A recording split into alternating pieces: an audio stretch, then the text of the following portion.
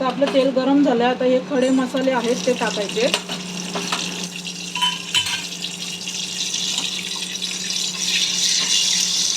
आणि ही ठेचलेली लसूण आहे ती पण टाकून घ्यायचे. हे कढीपत्ता आहे तो पण आपल्याला टाकायचा आहे.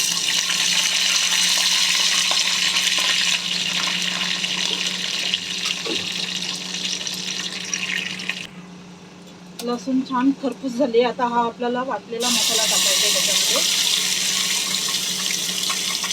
मी सुकं खोबरं घेतलं नाही कारण आमच्या मसाल्यामध्ये घरगुती जो मसाला आहे त्याच्यामध्ये सुकं खोबरं असतं, त्यामुळे मी घेतलं नाहीये.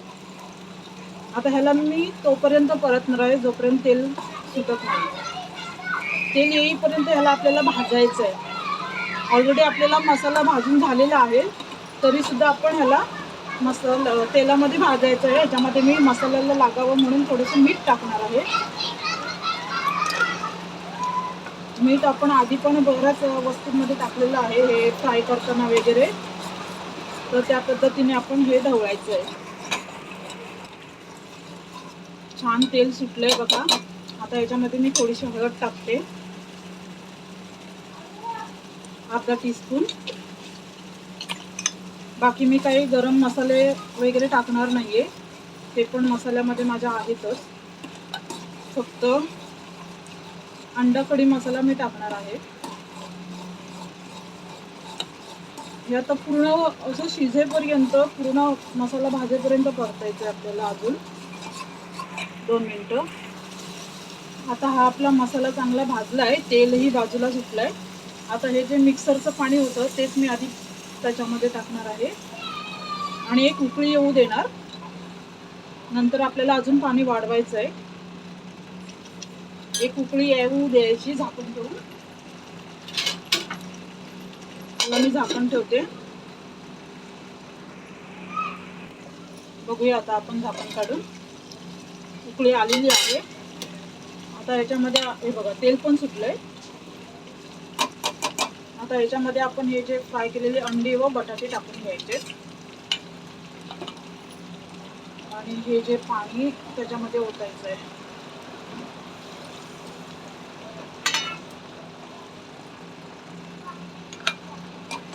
आम्हाला पाणी अजून लागणार आहे, त्यामुळे मी जास्त पाणी टाकते. आता तुम्हाला मी सांगते, ही जी 2 अंडी ठेवली होती ती मी शेवटला दाखवते असं काय करायचं आहे ते. तोपर्यंत त्याला उकळी येऊ दे. आता बघा उकळी आली आहे. आता हे अंड आहे ना मी असं फोडणार आहे अलगद.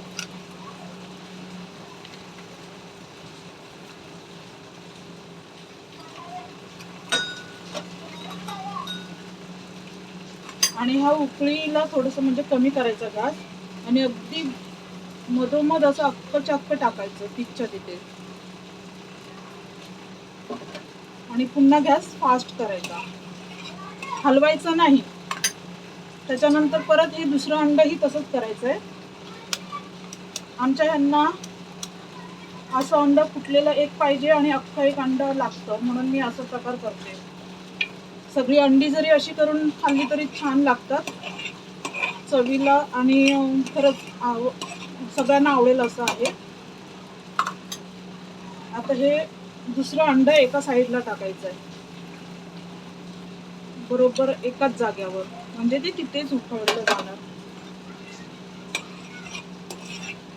पातेलं जरा छोटं घेतलं मी,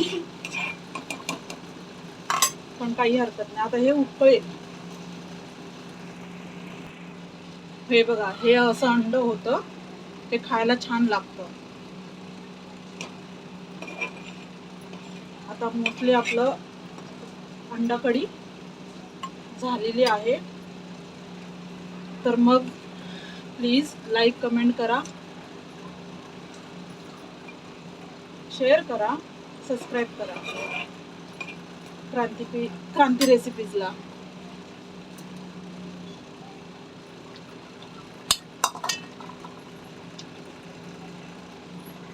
धन्यवाद.